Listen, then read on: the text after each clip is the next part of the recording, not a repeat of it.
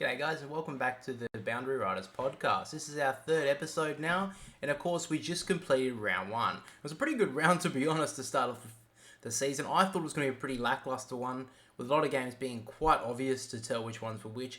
But we had a massive win for Port Adelaide over the Lions, which I don't think anyone saw coming. Even though it was at Adelaide Oval, the Brisbane Lions have had a great record over Port recently. Then we had the Pies on Friday night, just come back from not nowhere. They played really well in the second half and took out the reigning premiers in Geelong. We saw the Saints late on Sunday beat Fremantle, which, yes, it was in Melbourne, but I think a lot of people would have expected that Fremantle would run over a team like St Kilda who had so many injuries. And then finally, of course, the day one of the new season, we had the draw, which I think a lot of people were expecting Richmond to win, but it was a pretty tight one to choose who was going to win that game. Now, let's get into a little bit of news, I would say. We just got some news from the Crows player in Shane McAdam, who made a big hit on one of the Giants players, Jacob Ware. He did it on the weekend, Sunday afternoon. I was actually live streaming that game. And it turns out that Jacob Ware, he came off the field but came back on. Even though that was the case, Shane McAdam didn't bump him in the head, but he bumped him to the point where it gave him, I would say, whiplash. And he's actually got 3 weeks for that suspension. Now, this will probably be coming out on Wednesday. I'm recording this on Tuesday, so this just happened. So I'm sure most of you are away by now, but I'm pretty surprised that happened considering Keziah Pickett wasn't the same sort of action, but it was still a pretty rough hit. And I'm surprised that Pickett only got 2 weeks while McAdam got 3. I think this one was sent to the tribunal while the other one was done by the match review panel. So I don't know if that deciphers any sort of difference, but yeah, I'm a bit surprised that McAdam got 3 weeks while Pickett only got 2. And I think it comes to a discussion of head knocks and stuff in the game. And I'm sure everyone's heard in the AFL once or twice that David King has always been a big component of no head knocks.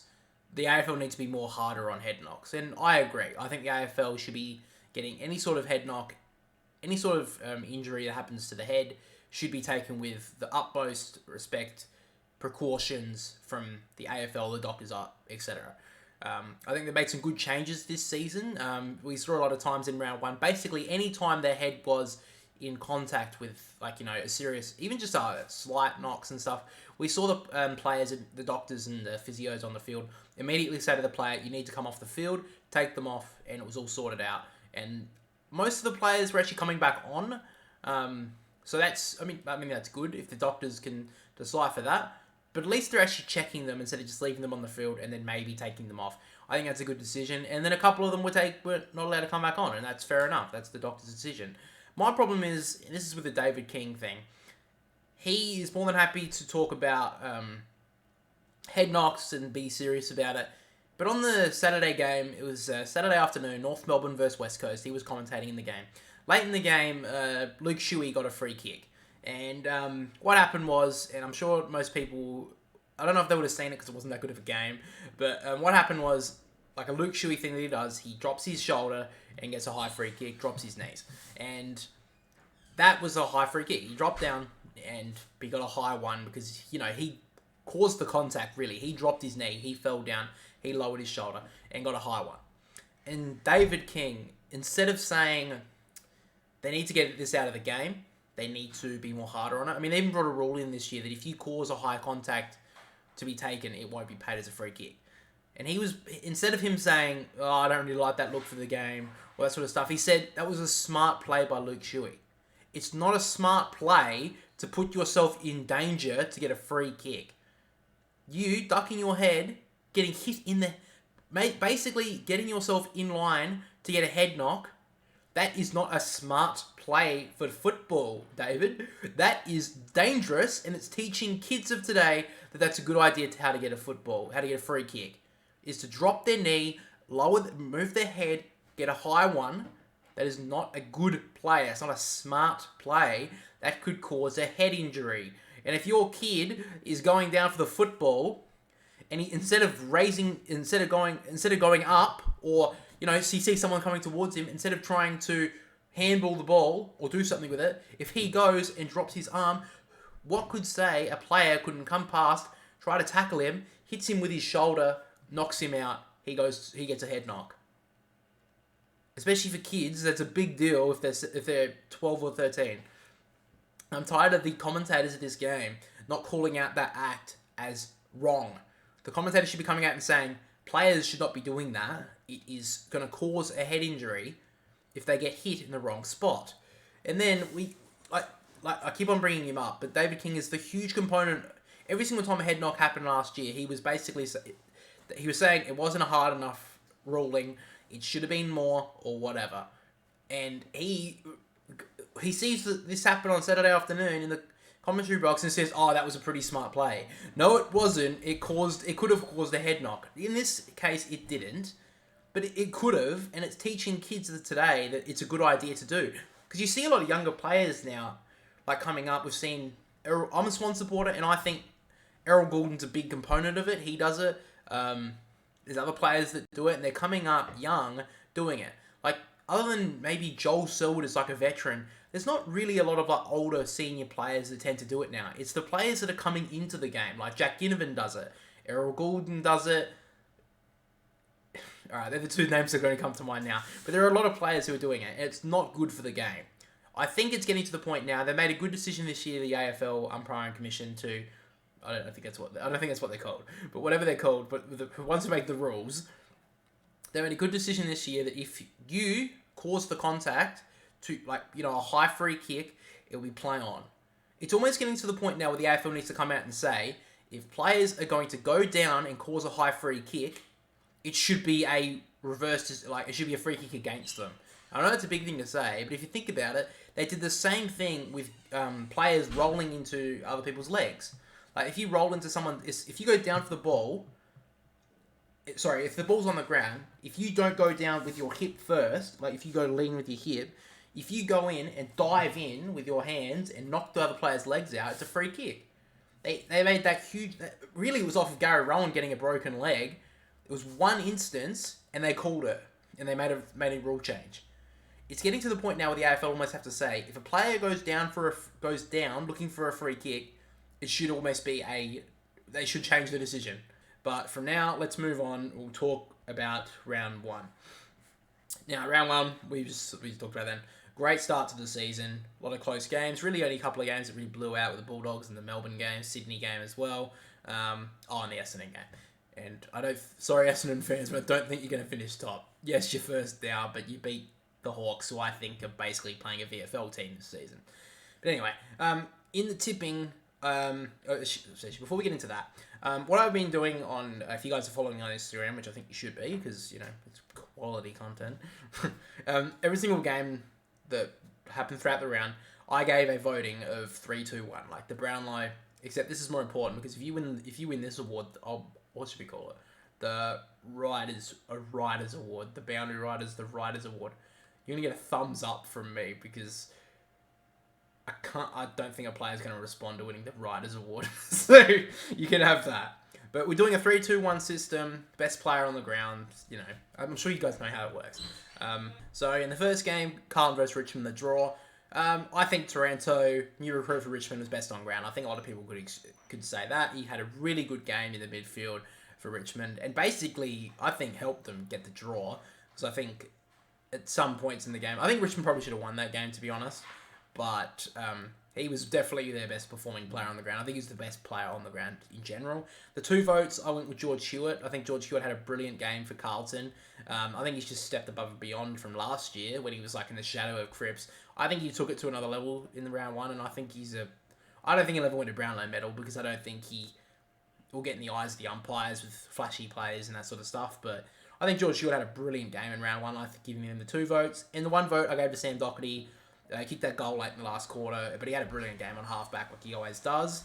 So I was pretty happy with them 3. We had Geelong versus Collingwood in the second game. I think I gave Jordan De Goey the 3 votes. Thought he had a brilliant game in the midfield, and I think he should stay in the midfield. But he also kicked 3 goals late in the game, which definitely helped Collingwood win that game as well. The 2 votes I gave to Pendlebury, another year on his age, but still just playing brilliant footy. Scott Pendlebury playing more on the wing to half back now, but I think brilliant games as well. And the 1 vote I gave to Nick Dacos. Looks like he's just started from where he left off last season. Had a brilliant game off halfback, and I think that's his preferred position. I don't think they can play him off in the midfield just yet. I don't think his body's just up for it. But yeah, I think he had a pretty good game, and I'll give him the 1 vote. In the North Melbourne West Coast game, North Melbourne won it, so they're in the 8, so North Melbourne's fans should be cheering. But the 3 votes I gave to Larky, kicked 6 goals in the end, so I think it's pretty hard to go past the tall forward who kicked 6 goals in the game. Won it for them against West Coast. 2 votes I gave to Davies Uniacke. He had a brilliant game as well. Probably definitely the best midfielder in the game by far. And then the 1 vote I gave to Sheasel.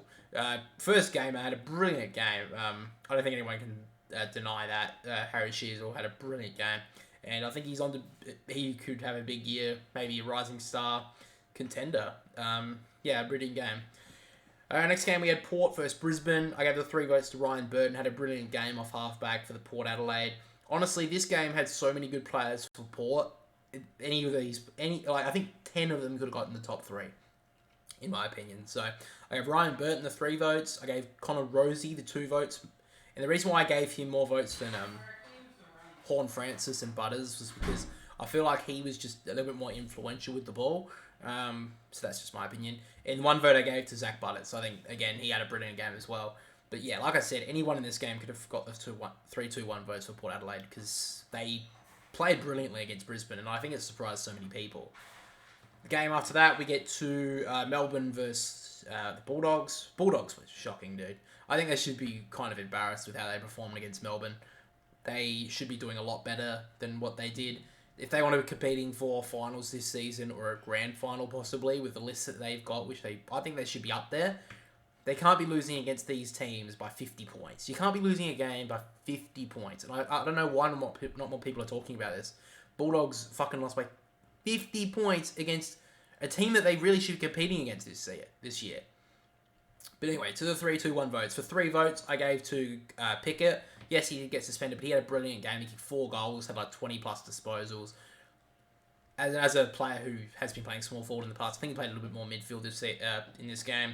Had a brilliant game. I gave him the 3 votes. The 2 votes I gave to Max Gawn. Had a brilliant game as well, like he always does. So I was a little bit surprised because Brodie Grundy, I thought would have taken a little bit more of the shine off of him, but it seems like Brodie Grundy's taken the back step and Max Gawn's taken the top spot still for Melbourne.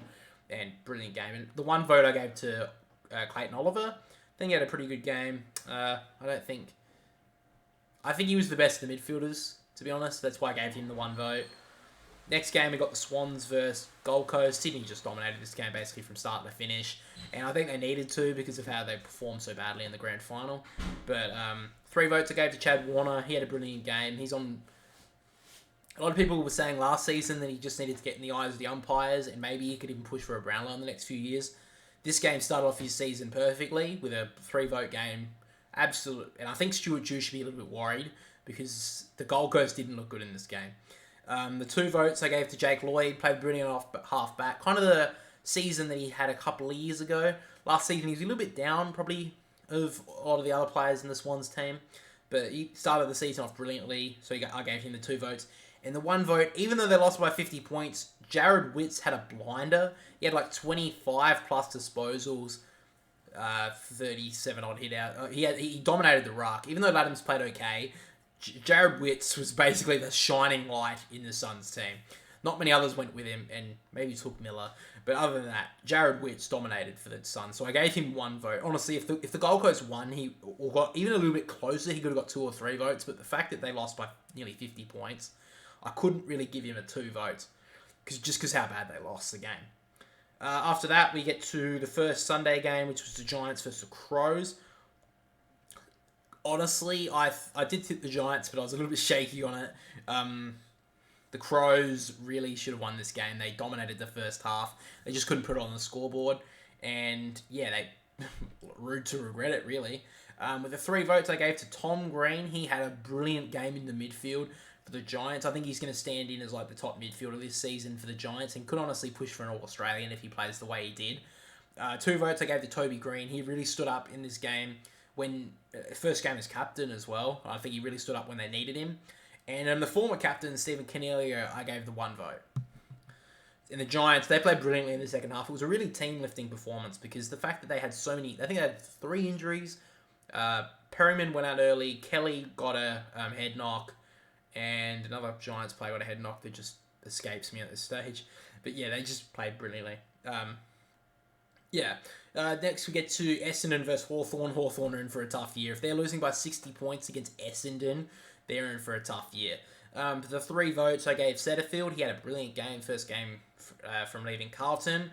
2 votes I gave to Darcy Parish. Played a brilliant game in the midfield.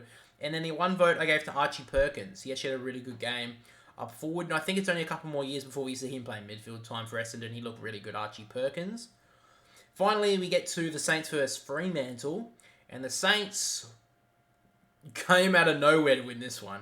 The amount of injuries they had, the Saints, to then pull off this victory against Fremantle was quite outstanding, really. And I think Ross Lyons started off well. The thing is, though, they kept Fremantle to 7 goals, which I don't think they're going to keep the top sides to 7 goals in a game.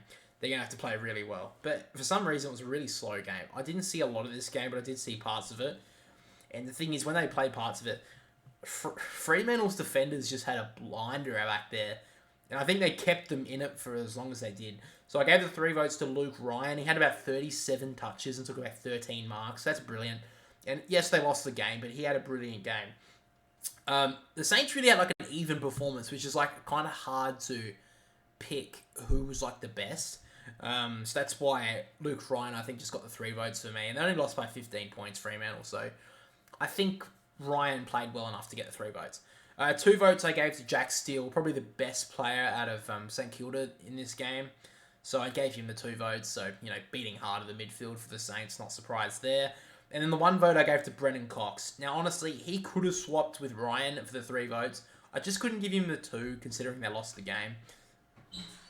But yeah, Brennan Cox had like 20 marks, took 20 marks and had like 30 touches. So I gave him the 1 vote. So yeah, those are my votes for this week, and I'll be counting them throughout the season. And I don't know, I think we'll like do a live stream at the end of the year, at the end of the rounds, like the 24 rounds, maybe in the week before, because they'll have a bye week for the finals.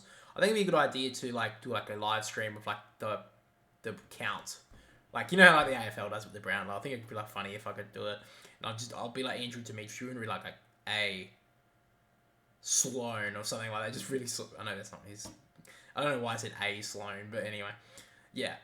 But let's get into the tipping. So we'll be talking more about fantasy team in a minute, which absolutely dominated, by the way. So we'll get into the bad news first. I got 4 tips out of 9 because a lot of upsets happened, and I think a lot of people can understand that. And one thing that I did miss out this week was the certainty pick. Now, if you guys don't remember or missed the last episode, the certainty pick was the fact that we would have to pick a team that lost the previous week to win the next week. And obviously, because it was round 1, we couldn't pick a loser. So what we did was we picked a team that that finished lower than the team that they were playing this week or whatever. And I got to pick first, and I was doing it. This is what I doing with my brother. We'll be talking a little bit about his multi later, but make sure to go follow Jackpot Junkies over on Instagram, and I'll link that in the description. But yeah, he got his tip right. He picked Essendon as his certainty pick to beat Hawthorn, because Essendon finished lower than Hawthorn last year. But I picked the Bulldogs to beat Melbourne, and Bulldogs pulled out fucking nothing and cost me to eat 2 Weet-Bix. So I'll play the clip now of me eating these Weet-Bix. I won't play the full clip, but maybe I'll like leave an unlisted clip like linked in the top comment or something. And if you want to watch me eat 2 Weet-Bix without milk and anything for I think it was like 5 minutes I ate it for, then you can watch that. But yeah, I'll just play some clips now. I imagine just what cardboard tastes like.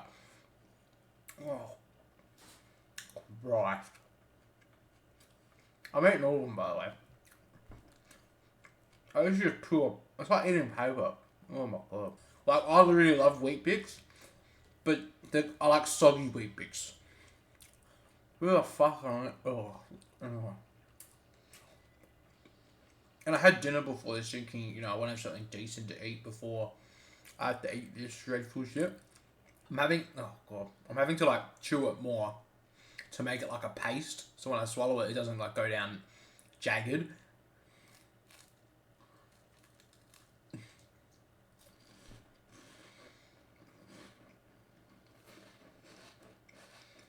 Fucking bro. What are you two? I got my cat sitting here. I don't know why they're watching me. You don't want this.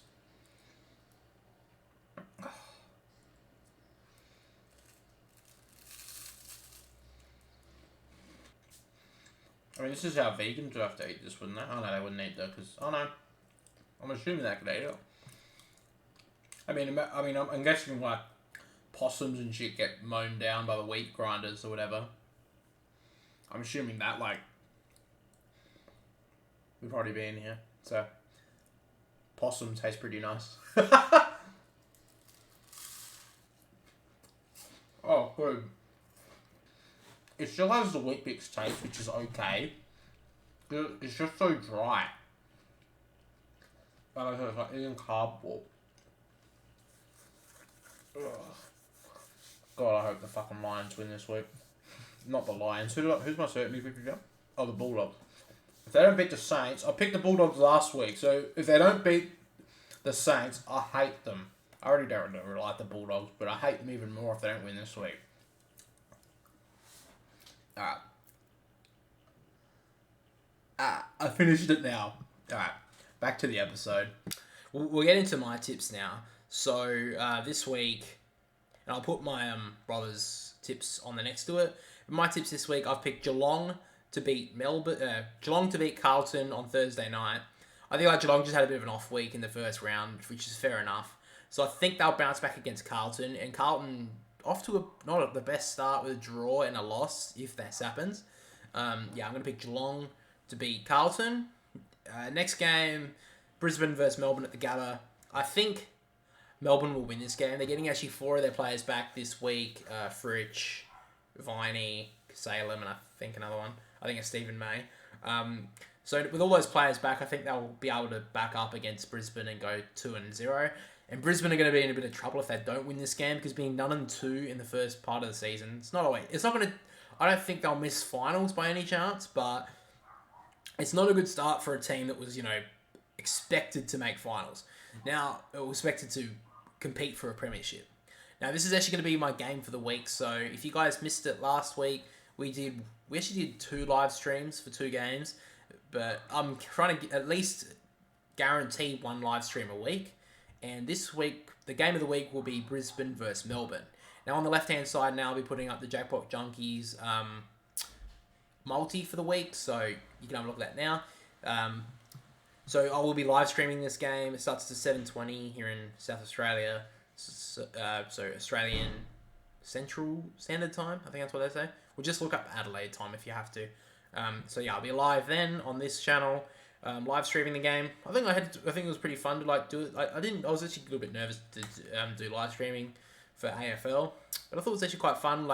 Basically just commentated the game, which I thought was fun. And not so much the second game. The first game, a couple of people joined in and seemed to enjoy it. So yeah, if you do I don't know, even if you want to watch the game and put it on mute and listen to me, you can do that. And I think that's kind of fun to do. But yeah, I'm picking Melbourne to beat Brisbane in this game. Next game, we have Collingwood versus Port Adelaide. This one's probably going to be the hardest one to pick of the week because Port Adelaide just plays so well against Brisbane. It's going to be hard. I don't know if they can back it up. But then Collingwood played brilliantly against Geelong. So I'm picking Collingwood to beat Port Adelaide because it's at the MCG. I think it'll be an interesting game. We'll see if Port Adelaide can back it up. If they can back it up, as well as they played against Brisbane, I give them a good chance of beating Collingwood, but for now, I'm picking Collingwood purely on the fact that it's at the MCG.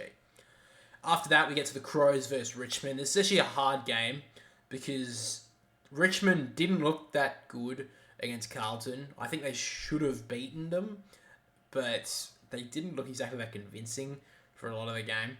And the Crows, if they can keep the form they did in the first half against the GWS, I think they can beat Richmond.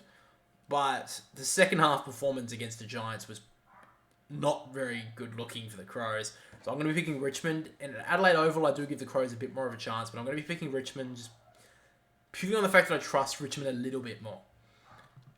So next game is actually going to be my certainty pick of the week, which is the fact that I'm going to be picking the Bulldogs, who lost last week to beat St Kilda. Now, I'm not exactly confident on it because I had the Bulldogs pick last week and they didn't do very well.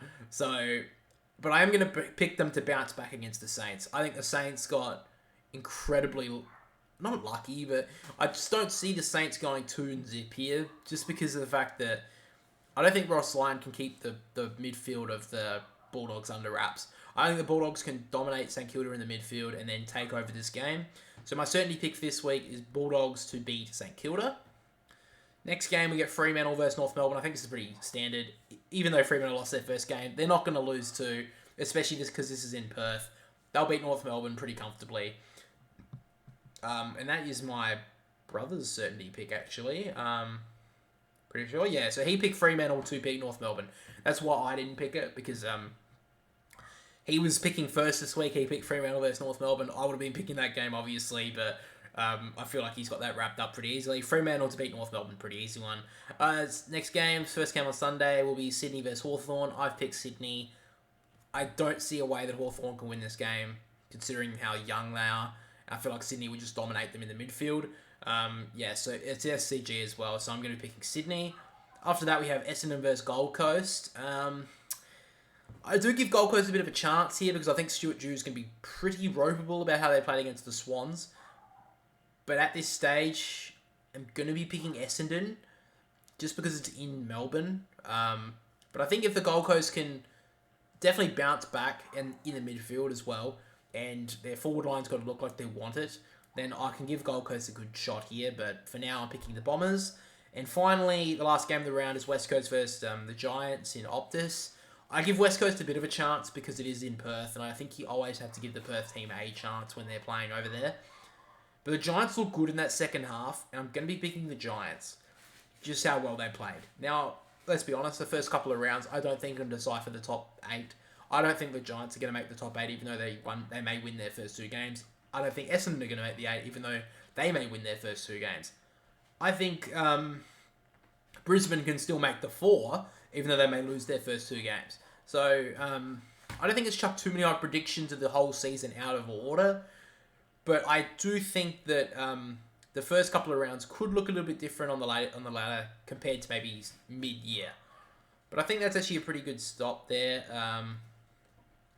So just to reiterate, my certainty pick for this week is the Bulldogs to beat St Kilda, and my brother's certainty pick this week is for Fremantle to beat North Melbourne. He's going to get this one right. I could be 2 down already. I've already had 1. I've already had wheat bix. I think the next one, the second one is that I have to wax my leg, and I'm not doing that shaving shit or whatever. I have to do the hot pot shit that hurts like crazy that my partner does sometimes. So it's going to be fun for me. But anyway, let's move into something that I'm a little bit more happy about, which is my fantasy team. Now, my fantasy team, I don't think I've ever had as good a week as I did last week. In round 1. I got 2,200 points, and the rank of my team at the moment is 113. Nearly hit the top 100. Inside the top 250. I think I have had, playing AFL Fantasy with, how long have I been doing it now? Since, I think, 2013. So, it's pretty embarrassing. I've been doing it for nearly 10 years. Oh, no, 2014. So, about 9 years. I think it was. I have not had, I think I've made the top 100 for a week once. So, to be sitting at 113 from the first round was shocked me. And the fact is as well, my captain didn't do that well. I had Bontempelli as my captain. He got 99. So he got 198, which is pretty good. But my defence absolutely stood up. I had Sam Doherty, Dacos had a brilliant game. And also my 2 rookie players, well, not even sort of 3 in my defence. I had Stocker, who got 81. He was only 400 priced. Constable was only 330 priced. He got 87. And then Jinby on debut got 92. I didn't see that coming at all. My midfield, Tom Green had a brilliant game. DeGoey had a brilliant game as well. McRae did pretty well, 107. I'll take that. And then my rookie/mid-price midfielders. Warple got 96. That was a brilliant game for him. I think he's going to have a brilliant year because now that Hawthorn have cut all their midfielders through experienced, Warple's their most experienced midfielder in the team. So I think he's going to have a brilliant year. He got 96. Callahan for GWS had a pretty poor first 3 quarters, had about 50 points. but then pulled off the last quarter brilliantly, got 83.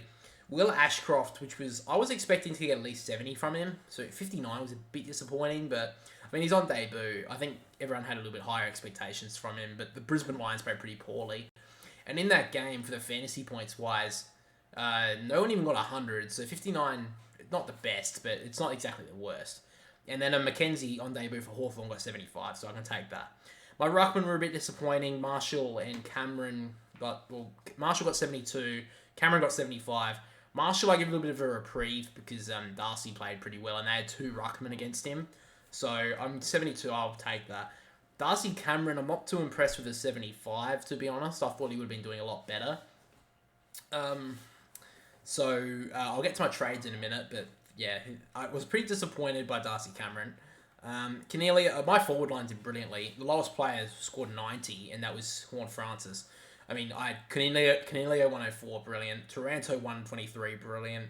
Rosie 95, brilliant. Golden 99, brilliant. And Sheasel, of course, got 118. Like, that's I didn't think he was gonna score 118 by any means. And then my reserves, I had Wilmot, Bergman, they got in their 40s, that's fine. Davey got 58, so that's good for money. Long got 38, pretty meh. Pedler got 70, so that was pretty good. And then I had, not many people picked up this guy, Chandler. I picked him up because I didn't even realise he was going to be 200. I saw that. I was like, oh, he's had a pretty good pre-season from what I've heard for Melbourne. And he got 104, so that's going to be brilliant for money. He went up 60k just that 1 week, so his break-even's going to be like rock bottom. So if he scores like a 40 or a 50, I'm not expecting him to get 100. I'm not expecting Chandler to rank as one of the top forwards this year, but I mean, if he can just average like from now 50, I mean, his score's going to hit like, 400, 500 pretty quickly. So I'll be happy with that. And then last one was Campbell Chesser. So he had a pretty poor game, to be honest. I thought he would have done better. But now we get to my trades for the week. And I mean, it's hard to pick the trades this week because my team did so well that I was like, I mean, I have to do something. Like, let's be honest. My team, I don't think it's going to back it up that well. I mean, it could. I'd be happy if it did. But for me, what I did was I got rid of Andy McGrath. Considering they dominated against Hawthorn, I think he should have got a lot more touches. He was playing off half-back, so I think he should have got a couple more easy points late. And he kind of did. He had about 53 to three-quarter time, and then he got 50-odd to three-quarter time, and he got to 81 because of a couple of cheap passes at the back. I wasn't too impressed by an 81 from him. I was expecting 90 at least.